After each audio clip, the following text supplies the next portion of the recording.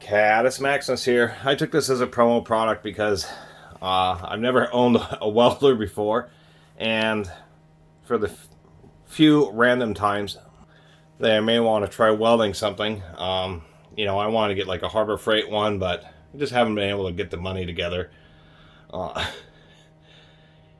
Decided to take this as a promo product. There's tons of these cheap welders flooding the market.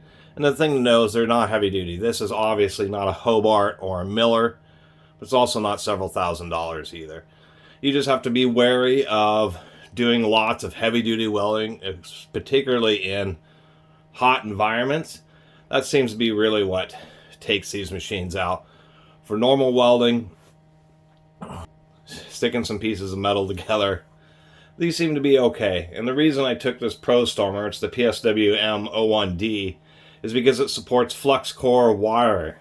So it's a stick welder, and it comes with both a regular grounding clamp for MIG welding. Apparently supports TIG, but it doesn't include the accessories. It does support a gas flow. It does have a port on the back, and it supports flux core wiring. So quickly, here's a look at the handle for the stick welding. The only thing I worry about this is it's 110 volt, and stick welding with eighth inch stick is around 60 or 65 amps. And I don't know if you may need more than a 20 amp circuit to actually do that. I don't have any stick welding, but I did want to show, it's budget. This thing's 130 bucks on Amazon, so it's super cheap for a flux core compatible wire drive welder. This is what a more premium stick welding handle looks like, and here's what the Pro Stormer comes with. So it is a cheap handle, but I happen to have an extra one. Other than that, the other thing that intrigued me was, even though it's cheap, it has a gas input. So it supports flux core wiring, and if you use it with gas, then you can do what is known as dual shield welding, which I'm kind of surprised about. It takes these little 1 kilogram spools. They are sealed to prevent them from rusting. One thing to remember is if you're not going to use a wire drive welder for a while, you're supposed to release the wheel clamp and wind the wire back up and draw it back out of the tube so it doesn't, so rust doesn't build up inside the tube. Includes one of these world's worst welding face shields. These are for like somebody else to observe with. They're terrible to weld with because you're using one hand to hold this and one hand to try to weld. And you really want to have two hands holding the welding tip or torch so you get better control. Comes with a number 10 glass. Includes a couple of tips. Has a fairly long reach. This whole tip situation here for the MIG welding portion seems totally proprietary. I don't know where you find new ones of these shields, which periodically need to be replaced. I don't know if maybe that's one a welding shop may have.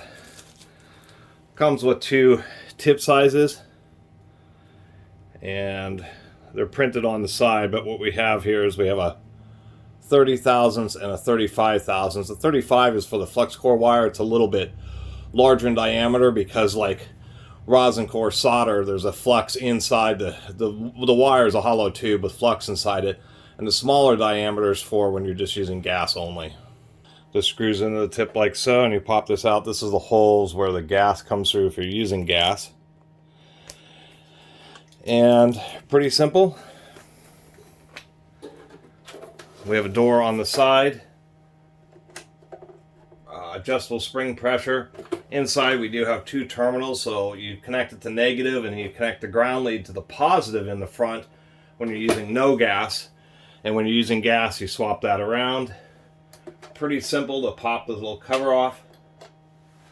The little wheel, oddly enough, has a 0.8 and a 1.0 groove, even though the flux core is actually 0.9.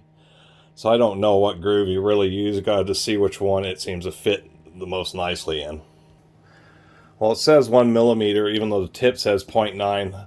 That always gets me a little confused when that happens. So anyway, I guess you're using the 1 millimeter groove on the wheel. The wire is pretty easy to get. It's an E71T-GS, which is just a steel wire for welding carbon steel. So most commonly, there's a million different kinds of wire specifically for the type of welding you're doing. but at least it comes with the most commonly used type. Did want to show this where when you boot it up,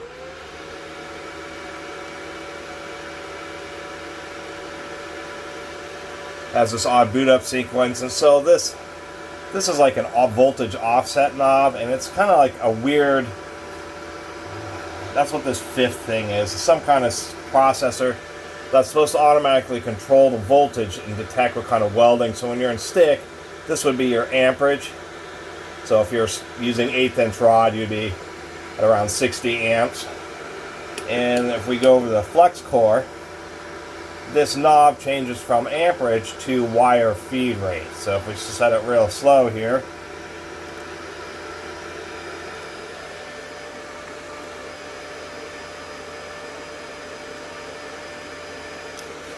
make sure it's actually feeding the damn wire. It is.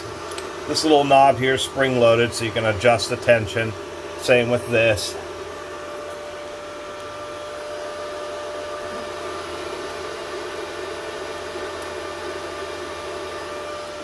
So it is feeding the wire. I'm just waiting for it to come out.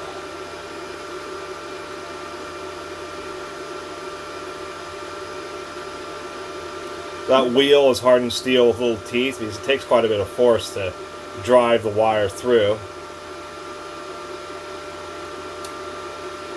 And there's quite a bit of length. I'd say you get about 10 feet on the lead, so at least that's reasonably long.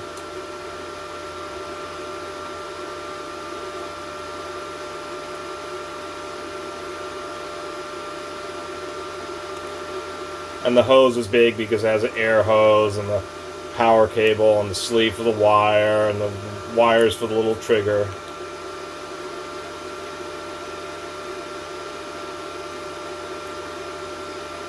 This is a pretty slow feed rate. I'm going to start off easy when I see if it will actually weld. I have like a bolt. See if it'll actually weld at off 110 volt outlet.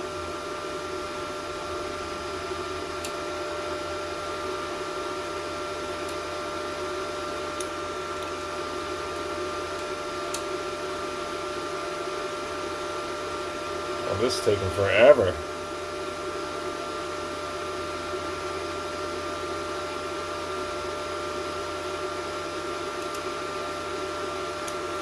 Oh. And here it is. My damn camera will focus. And then you're supposed to cut off, whenever you're going between welding cycles, you're always supposed to cut off a piece of the wire so you don't have that little ball in the end. So to finish off the review, for how cheap this thing is on Amazon for a wire drive welder, I mean, it worked. I don't know about how long or anything like that. Obviously I need to work on my welding technique. And one thing I will mention is if you, on the 120 volt outlet, if you broadside the wire, it'll cause the circuit breaker to pop. Really, you need to rewire this plug with a 30 amp 120 volt. It is such a thing, but most people's even circuit breaker boxes aren't set that up. So you'd have to add a breaker and a special twist lock 30 amp 120 volt twist lock to really do high wire feed rates, because the faster you feed the wire, the more current that it needs. But at slower ratios, 65, 75, 80, it seemed to work okay. This is what it looked like at 65. This was 75, and it actually just ran it without popping the breaker. Obviously, I need to work on my technique some more, but you know, you can use it to weld bolt heads together. The big deal is it's cheap for a wire drive, and with flux core, and you don't have to deal with a gas bottle. You're not, you know, although you can use gas, it's just for, you know, easier hillbilly welding than using stick, to be honest, because the wire drives and you can weld really, you know, nice long welds. And you get more control because the wand that you're using is shorter than having a long stick that you're trying to keep track of. Because as you're welding, you have to get closer and closer together. With a wire drive, you just keep it about 3/4 of an inch away, and weld as as you need it, and then you just let go of the trigger to stop welding, which is really pretty convenient. For me, it's more, doing the hillbilly stuff. Here I welded a couple sockets together, and obviously I did not do a very good job. I tried laying it down flat to put some extra weld. Got a little bit more spatter when I did that. You can see in those two areas. Obviously, I'm not going to win any awards for welding, but just to do, kind of hillbilly stuff like welding, extensions on the sockets or getting some metal to stick together. Practice makes perfect. Of course, part of the issue with MIG welding is you got to really, focus on how fast the wire's feeding out, how fast you're moving along the material. So there's two different speeds to keep track of. How much wire's coming out, how fast you're moving across the material, and then the little arcs, the little scallops, just to get it to bed a little bit better. So you have to keep track of not keep track, but you got to get those things right, as well as the exact angle of whatever you're trying to weld. Since this was like a little pocket, you need to be at a good angle, the scallops, and having the right amount of wire feeding out. And that's part of the mastery of welding, of course, is getting all that correct. But to tell you the truth, the circuit breaker knocked out a couple times and it just turned right back on. Remembered what mode and settings it was on, so that was convenient. I believe these inner tips are pretty standardized. I don't know about this outer collar. You'll just have to find out what your welding shop has. Like maybe when you're picking up wire. As far as the capacity, it comes with a 1 kilogram spool, which is 2.2 pounds. But it seems like there's enough space in there for it to take probably 3 to 5 pound spools that are all of that, whatever that standard thickness is. So a 1 pound spool really, or 1 kilogram spool really does even look small in this. Other than that, having the option to run gas through it, so you can just do traditional MIG welding or dual shield flux core with gas, and the fact that it supports TIG, if you want to get into that. It just says that it can't supply the high currents for aluminum, and if you're going to do like 1/8 inch stick welding, I suspect that's where you're going to run into the most issues on the 20 amp circuit. A 35 thousandths wire uses less amps to melt than an 1/8 inch stick welding rod. And other than that, for me, it was a promo product. I didn't have a welder, and to tell you the truth, it's pretty cheap for the 1 kilogram spools. They actually you can lay quite a bit of weld with 2.2 pounds, and better practice getting an actual mask, so I'm not holding that face shield thing while trying to weld with one hand. Makes it so much better if you can have your one hand stabilizing the hand that's actually holding the welder. That way you can get a lot more control and even welds. So all these welds, like this terrible welds in the socket, was done one-handed by a totally inexperienced person who watched a couple of YouTube videos on how to weld. But nonetheless, broken bolts, I can weld heads onto it. And once again, for how darn cheap this thing was, at the time that I'm making this video, it was $128 free shipping on Amazon. And for somebody who might want to do some welding but will hardly ever do it, or is apprehensive, for $128, this thing doesn't actually have to throw down a whole lot of weld in order to have paid itself off. And it's really surprising how cheap they've gotten. It supposedly has all the protections, overheat, overload, that type of thing. So just make sure when you're driving the wire that you have it plugged into a dedicated 20 amp circuit. And other than that, don't know what else to say about it. People who are good welders and professional welders on YouTube aren't going to touch these things. So who knows really how good it is or how it stacks up. And particularly with the reliability, the only way to tell about its reliability is to throw down lots of weld, high wire feed rates, and to see how it really handles itself. Its duty cycles are based off the amperage, so even though it's rated a maximum 140 amps like on stick, it's 100% duty cycle.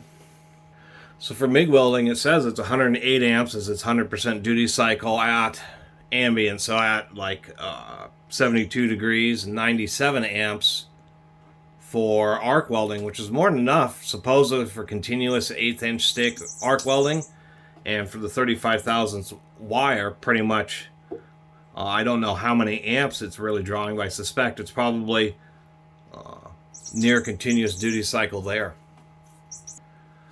It turns out for the .035 flux core wire, it can range anywhere from 75 to 200 amps. So I suspect if you're using the much higher feed rates under long welds, it will end up probably overheating. And for lower feed rates in the 60 to 75, 80 range, you can probably get away with continuous welding, because of course the faster you're feeding out the wire, the more current it takes to melt that mass of metal. So slowing down the feed rate and welding a bit slower will lower the current. And I think that's the big Achilles. That's really where these cheap welders kind of, is they're limited on their continuous amps, particularly off 120 volts. I mean, that's kind of self-limiting anyway. What you can deliver off of that 120 volt outlet is not going to be 200 amps out of the big torch, that's for sure. That being said, they have 220 volt versions, and just not a lot else to say about it. It actually, it worked. It seemed to work fine. It's a fairly full-featured welder, and it has this voltage offset, so you can, I guess, adjust the welding temperature, and they rely on some kind of microprocessor to dynamically monitor and adjust the voltage so that you get a quote-unquote more consistent weld. And actually, I think that's probably a good idea for the kind of people like me who are going to end up with these welders. People who are no welding aren't going to have one of these Chinese welders. They're going to have a Hobart or a Miller or something where they get more control out of it. But for just a basic cheap wire drive welder, and that was I think it's okay. And that's the reason I got it, was the fact that I've been offered welders before, but a lot of these types of welders are like stick and TIG, but they're not wire drive. And that's like the significant difference. MIG welding, wire drive welding is just a lot easier to deal with, because once again, the torch is just, it's not a torch, but the welding tip is just at a consistent distance, and it's feeding out the wire. So all you have to really do is just focus on maintaining control and moving consistently and at a constant speed and doing little scallops, and not having to worry about the issues with stick and compensating for how it gets shorter and having to swap out sticks, and the ease of access to MIG wire and how you can get just all sorts of different wires for whatever particular material you're welding. And finally, once again, the fact that, it comes with flex core wire, but since it can take gas, if you have the ability or want to get a argon and carbon dioxide mixed bottle, then you can do dual shield welding, which is kind of cool. Anyway, thanks for watching. See you next time.